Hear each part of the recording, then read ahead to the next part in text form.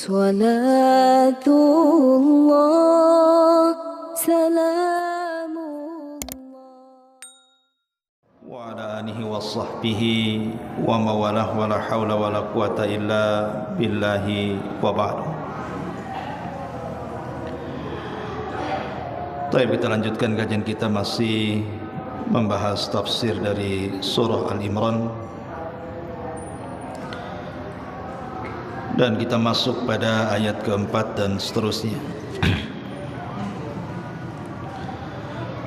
A'udzubillahi minasyaitonir rajim. Bismillahirrahmanirrahim. Innal ladzina kafaru bi ayatillahi lahum adzabun syadid wallahu azizun dzuntiqam. Sesungguhnya orang-orang yang mereka ingkar dengan ayat-ayat Allah, bagi mereka azab yang sangat berat. Dan Allah subhanahu wa ta'ala azizun, maha perkasa, dzuntiqamin, lagi mempunyai hukuman bagi hamba-hambanya. Di sini Allah subhanahu wa ta'ala hendak menceritakan tentang kekufuran siapa? Orang-orang Nasrani di zaman Nabi SAW yang sudah saya ceritakan pada permulaan asbab nuzul dari surah Al-Imran itu. Jadi orang-orang Nasrani Najran yang datang kepada Nabi SAW dan mereka hendak masuk ke dalam Islam, tetapi dengan cara berdebat terlebih dahulu dengan Nabi. Kemudian Nabi SAW menjawab satu persatu syubhat yang ada di kepala orang-orang Nasrani Najran itu dengan turunnya surah Al-Imran ini 1-80. Tetapi setelah mendapatkan keterangan dari Allah subhanahu wa ta'ala tentang posisi Isa bin Maryam, kemudian ibundanya Maryam, dan ketuhanan Allah subhanahu wa ta'ala, mereka tidak puas. Dari sini Allah subhanahu wa ta'ala katakan innal ladzina kafaru, sesungguhnya orang-orang kafir. Maksudnya orang-orang kafir, orang-orang Nasrani Najran itu, bi ayatillah, yang mereka kufur dengan ayat-ayat Allah, lahum adzabun syadid, bagi mereka azab yang sangat berat. Jadi ketika Allah subhanahu wa ta'ala menurunkan ayat ini, bahwa orang-orang yang ingkar terhadap ayat-ayat Allah subhanahu wa ta'ala akan mendapatkan azab yang berat, maka Nabi SAW mengajak mubahalah dengan mereka. Kalau yang saya katakan kepada kalian sebuah kedustaan, maka kami siap dilaknat Allah dan dibinasakan. Tapi kalau kalian yang dusta, tidak mengakui kebenaran, lahum adzabun syadid, bagi kalian azab yang sangat berat yang akan menimpa kalian. Akhirnya ketika pada waktu yang ditentukan akan terjadi mubahalah, mereka ketakutan. Kenapa? Kalau orang yang mengajak bermubahalah dengan mereka betul-betul seorang nabi, apalagi sudah tampak kepada mereka mukjizat kenabian. Akhirnya dari situlah kemudian mereka bertobat kepada Allah setelah ada ancaman Allah subhanahu wa ta'ala, dan siap masuk ke agama Nabi SAW. Maka Rasul mengutus Abu Ubaidah ibnul Jarrah untuk mendakwahi mereka di negeri Najran. Maka Allah subhanahu wa ta'ala tutup ayatnya wallahu azizun dzuntiqam. Ingat, Allah itu aziz. Aziz dalam 3 perkara. Aziz maksudnya perkasa dari segi kekuatan. Tidak ada yang bisa melawan Allah subhanahu wa ta'ala siapapun. Siapa yang bisa melawan Allah? Tidak ada. Tidak ada orang yang sanggup atau makhluk sanggup melawan Allah subhanahu wa ta'ala. Karena Allah itu aziz, maha perkasa. Bukti keperkasaan Allah Subhanahu wa taala, lihat di depan kita apabila terjadi sebuah musibah besar, tsunami kah, gunung meletuskah, angin yang sangat besar, siapa yang bisa mencegah itu? Sehebat-hebatnya teknologi Jepang yang mampu mengeluarkan teknologi yang luar biasa di dunia ini, tidak selamat dari tsunami, tetap saja kena tsunami. Bahkan alat yang diletakkannya aja tidak fungsi. Menunjukkan bahwa Allah itu aziz. Siapa yang bisa mengalahkan Allah Subhanahu wa taala apabila Allah mengutus tentara-tentaranya? Jangan lagi tentara seperti banjir bandang, gunung meletus dan yang semacamnya. Allah utus virus yang sangat kecil yang disebut dengan virus corona saja. Berapa ribu nyawa satu dunia melayang gara-gara corona ini. Ma'asyiral muslimin yang dimuliakan Allah Azza wa Jalla. Atau contoh virus yang lebih kejam daripada itu, yang sudah berlangsung dari generasi ke generasi, seperti virus AIDS, hasil daripada penyakit perzinahan, sampai sekarang tidak ada obatnya. Padahal satu dunia para profesornya, orang-orang cerdasnya sudah berkumpul mendeteksi virus ini, kemudian mencari obatnya. Sampai sekarang tidak ditemukan obatnya. Karena yang mereka lawan itu bukan virus, yang mereka lawan itu zat pembuat virus, Allah Subhanahu wa taala. Sekalipun mereka menemukan obatnya untuk melawan virus AIDS ini, Allah akan utus virus yang lain. Sampai kapan? Itulah aziz mananya. Aziz, Allah itu perkasa dari segi kekuatan. Kemudian aziz fil imtina. Allah Subhanahu wa taala aziz, maha perkasa di dalam mencegah apapun atau siapapun atau makhluk manapun yang bisa menyakiti Allah Subhanahu wa taala. Allah tidak bisa disakiti. Siapa yang bisa menyakiti Allah Subhanahu wa taala? Kemudian yang ketiga, Allah itu aziz, perkasa, di mana Allah itu dzuntiqam. Ayat setelahnya, Allah bisa saja menghukum kapanpun dengan mengirimkan bencananya kapan saja dia mau, maka itu akan terjadi. Dan Allah ala kulli syai'in qadir, atas segala sesuatu itu maha mampu. Kemudian Allah Subhanahu wa taala berfirman pada ayat kelimanya, Inna Allah la yakhfa alaihi syai'un fil ardi wala fis sama. Sesungguhnya Allah Subhanahu wa taala la yakhfa, tidak ada yang tersembunyi alaihi padanya, syai'un, satu apapun, fil ardi wala fis sama, baik di bumi ataupun di langit. Lihat bahasa Quran. Allah Subhanahu wa taala mengatakan kalimat syai'un. Antum yang belajar bahasa Arab, syai'un itu ismun nakirah, lawan daripada ismul ma'rifah. Dan isim nakirah itu tufidul umum, memiliki faedah umum. Artinya segala sesuatu, baik yang kecil ataupun yang besar, baik yang tersembunyi ataupun yang tampak, baik di langit ataupun di bumi, baik di lautan ataupun di daratan, baik di keterangan atau di kegelapan, Allah tahu, gitu maksudnya. Tidak ada yang tersembunyi bagi Allah Subhanahu wa taala. Dan sini ada faedah apa?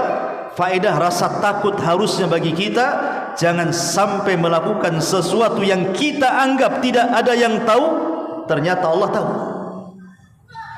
Allah itu maha tahu. Sehebat apapun kita menyembunyikan sesuatu, pasti Allah tahu. Tidak ada yang tersembunyi bagi Allah Subhanahu wa taala. Ada anak muda di zaman Ibrahim ibnu Adham. Ibrahim ibnu Adham seorang alim, ulama besar di zaman salaf, seorang zahid abid. Anak muda ini ingin bertobat, tapi sulit untuk meninggalkan maksiat. Akhirnya dia datang kepada Ibrahim ibn Adham ini. Wahai Ibrahim ibn Adham, wahai imam, bagaimana caranya? Aku sudah berusaha untuk bertobat dari maksiat, tapi aku tidak bisa meninggalkan maksiat. Adakah hal-hal yang meringankan kepadaku untuk tetap melakukan maksiat, katanya. Maka Ibrahim ibn Adham mengatakan, ada. Kalau engkau ingin bermaksiat, silahkan maksiat, tidak ada masalah. Tetapi bermaksiatlah di bumi yang bukan bumi milik Allah subhanahu wa ta'ala. Cari bumi lain yang bumi itu bukan Allah yang cipta. Kau boleh maksiat di situ. Orang ini mengatakan, ya Imam, mana ada bumi kecuali milik Allah subhanahu wa ta'ala. Kalau begitu jangan maksiat, karena engkau masih bermaksiat di bumi Allah subhanahu wa ta'ala. Tapi kalau engkau ingin maksiat juga, kata Ibrahim ibn Adham, silahkan maksiat, tapi cari tempat yang Allah tidak tahu maksiatmu. Cari tempat yang Allah tidak tahu akan maksiatmu. Silahkan maksiat. Kemudian dia mengatakan, ya Imam, mana ada satupun tempat yang Allah tidak tahu? Allah itu tahu. Kalau seandainya kau sudah tahu bahwa di mana-mana tempat pun Allah tahu, jangan maksiat. Tapi kalau engkau ingin maksiat juga, silahkan maksiat, tapi jangan makan dari rizki Allah subhanahu wa ta'ala. Kalau kau makan dari selain rizki yang Allah rizkikan kepadamu, silahkan maksiat. Anak muda ini mengatakan, ya Imam, mana ada rizki kecuali datang dari Allah. Kalau gitu jangan maksiat. Tapi kalau masih kekeh juga ingin maksiat, silahkan maksiat, tetapi syaratnya sebelum kematian. Sebelum kematian kau kasih tahu kepada malaikat maut itu, jangan dulu kau cabut nyawaku sebelum aku bertobat kepada Allah. Kalau kau bisa melakukannya tawar-menawar dengan malakul maut, silakan maksiat. Dia mengatakan, ya Imam, mana ada malaikat maut mau tawar-tawaran, katanya. Kalau tak ada tawar-tawaran, jangan maksiat. Tapi kalau engkau ingin maksiat juga, silakan maksiat, katanya. Tapi nanti di akhirat, kalau malaikat Zabaniyah berusaha menarikmu ke dalam jahannam, kau tawar-tawaran dengan Zabaniyah itu, masukkan aku ke surga, silakan kau maksiat. Intinya tidak ada satupun tempat seseorang boleh maksiat demi Allah subhanahu wa ta'ala, karena Allah alim, mengetahui, innallaha la yakhfa alaih, Allah itu tidak ada yang tersembunyi baginya. Allah pasti tahu. Makanya kenapa maksiat yang paling bahaya adalah maksiat yang tidak ada yang tahu kecuali Anda dengan Allah. Itu maksiat yang paling bahaya. Maksiat yang paling bahaya itu adalah maksiat yang Anda lakukan sembunyi-sembunyi, yang tidak ada yang tahu kecuali kita dengan Allah subhanahu wa ta'ala. Itu sangat bahaya sekali. Makanya dalam sebuah hadis Rasul mengatakan, nanti pada hari kiamat ada orang-orang yang didatangkan di hadapan Allah itu membawa pahala sebesar gunung Tihama. Gunung Tihama itu besar, gunung terbesar setelah Uhud. Gunung Tihama namanya. Kata Nabi SAW, nanti pada hari kiamat ada orang-orang yang menghadap Allah membawa pahala sebesar gunung Tihama. Faja'alaha haba'an manthura. Tapi Allah jadikan pahala yang sebesar gunung Tihamah itu diludeskan oleh Allah sehingga tidak tersisa sedikit pun. Kemudian Rasul berikan alasannya. Kenapa? Karena ketika dia bersendirian tanpa ada yang tahu kecuali dia dengan Allah, dia pun merobek keharaman Allah subhanahu wa ta'ala. Itulah sembunyi-sembunyi maksiat tidak terang-terangan, ini bahaya, menghancurkan amalan kita tanpa sadar. Ma'asyiral muslimin yang dimuliakan Allah azza wa jalla, Allah mengatakan, huwallazi yusawwirukum fil arham kaifa yasha la ilaha illahu al-azizul hakim. Dialah yang telah yusawwirukum, membentuk kamu, fil arham, di dalam rahim orang tuamu, kaifa yasha, menurut yang dia kehendaki. La ilaha illahu, tidak ada sesembahan yang berhak disembah kecuali dia, al-azizu, yang maha perkasa, al-hakimu, yang maha bijaksana. Subhanallah. Di sini Allah mengatakan huwallazi yusawwirukum, dialah yang membentuk kamu. Allah membentuk kita ini dalam perut ibu kita itu. Terkadang ada manusia itu yang pendek, terkadang ada yang tinggi, terkadang ada yang hitam, terkadang ada yang putih, terkadang ada yang ganteng, terkadang ada yang jelek, terkadang terlahir cacat, terkadang terlahir sehat. Kemudian Allah Subhanahu wa taala tentukan rizkinya masing-masing. Ada yang lahir kaya, ada pula terlahir miskin. Itu di luar kehendak manusia, ikhwan. Perkara-perkara ini di luar kehendak manusia, sehingga tidak perlu sombong dengan kegantengan, tidak perlu kecil hati dengan keburukan. Tidak perlu sombong karena dia tinggi, tidak kecil hati pula karena dia kecil. Jangan sombong dengan kekayaan dan jangan rendah pula dengan kemiskinan. Itu bukan kehendak kita. Itu Allah Subhanahu wa taala yang menghendaki seperti itu.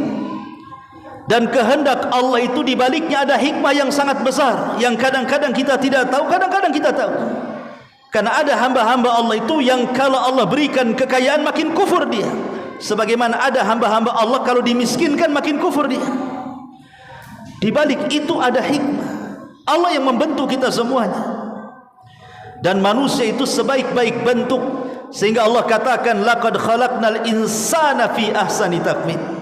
Sungguh manusia itu dibentuk dalam sebaik-baik bentuk. Dahulu di zaman Khalifah Ma'mun, khalifah yang terkena pemahaman Mu'tazilah.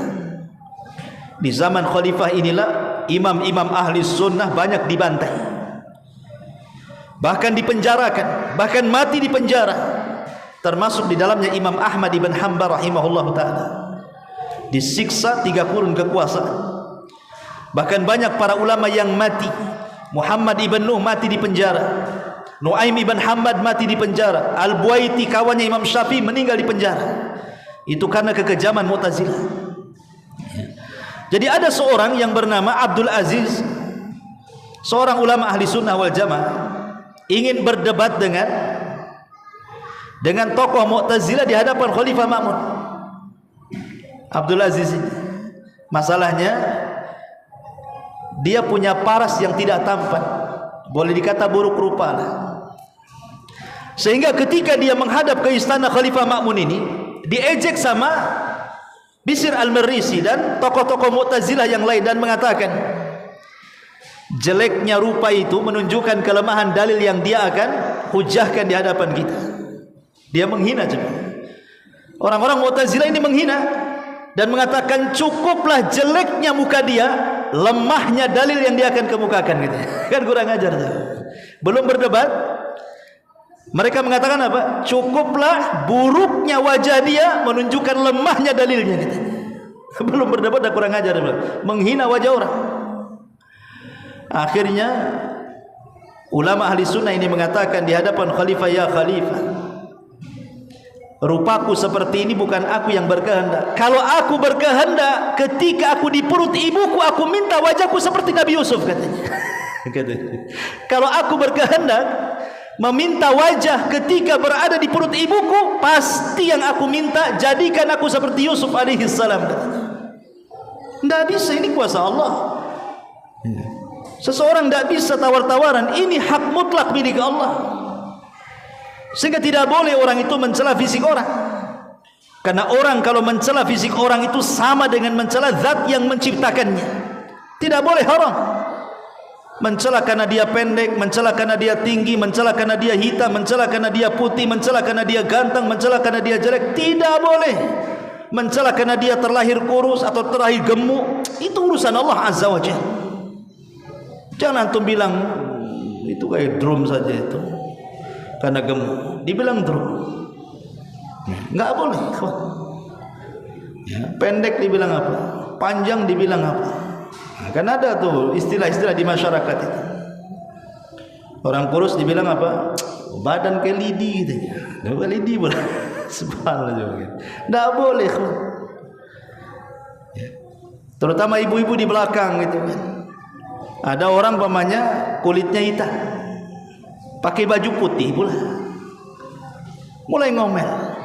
kulit sama baju tak serasi. Indonesia ini merah putih ini pula katanya, hitam merah, hitam apa? Hitam putih gitu. Ma'asyiral muslimin, enggak boleh kita mencela warna kulit, badan gemuk, kurus, tinggi, itu urusan Allah. Karena di sini Allah mengatakan apa? Huwallazi yusawwirukum. Dia Allah yang membentuk kalian. Bukan kehendak kita minta dibentuk, Allah yang membentuk kita. Fil arhami, ketika berada di rahim. Makanya dalam hadis Ibnu Mas'ud Al-Ansari radhiyallahu an, ketika Nabi SAW menceritakan tentang penciptaan manusia, proses penciptaan manusia, diawali dengan kalimat apa? Sadiqul masduq. Bersabda as-sadiq al-masduq, as-sadiq yang benar ucapannya dan dibenarkan ucapannya. Kenapa di permulaan hadis mesti mengatakan as-sadiqul masduq? Karena yang akan diceritakan Nabi SAW dari Abu Mas'ud Al-Ansari ini adalah perkara-perkara yang wajib diimani. Kemudian Nabi SAW menceritakan tentang 40 hari segumpal sperma, 40 hari segumpal darah, 40 segumpal daging, kemudian setelah 4 bulan ditiupkan roh. Itu semua urusan Allah Subhanahu wa taala. Kita tidak mengait soal ini. Karena Allah sudah membentuk kita, termasuk juga memberikan rizkinya, bahagianya, celakanya, sul khotimahnya, husnul khotimahnya. Itu semua ditentukan oleh Allah Subhanahu wa taala. Sehingga dari sini tidak boleh orang mencela fisik orang. Dahulu di zaman khalifah, kalau tidak salah Ja'far Al-Mansur rahimahullahu taala, ada suami istri baru nikah. Namanya baru nikah itu kan pasti ucapan-ucapannya kan indah-indah. Kalau baru nikah, udah lama nikahnya dah lain lagi ceritanya. Sehingga suaminya ini melihat kecantikan istrinya, dibawalah ke padang pasir. Dibawa ke padang pasir. Di tengah padang pasir bertepatan dengan bulan purnama. Kemudian suaminya bersyair memuji istrinya. Saking kecantikannya, maklum pengantin barai kan itu. Rupanya suaminya ini tidak sadar mengucapkan kalimat yang menjadi geger satu kerajaan. Apa kalimatnya?